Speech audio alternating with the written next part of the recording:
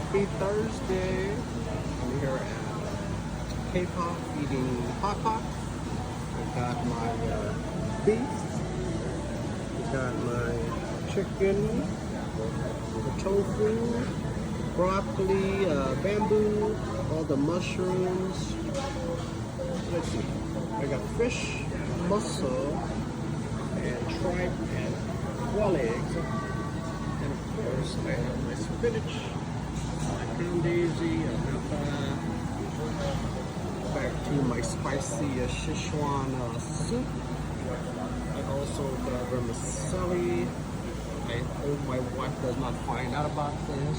She's going to be like, why you ate hot pot without me? But I am hungry. It's my day off. I think I deserve it because I'm the man with the master plan. I melt in your mouth, but never in your hand.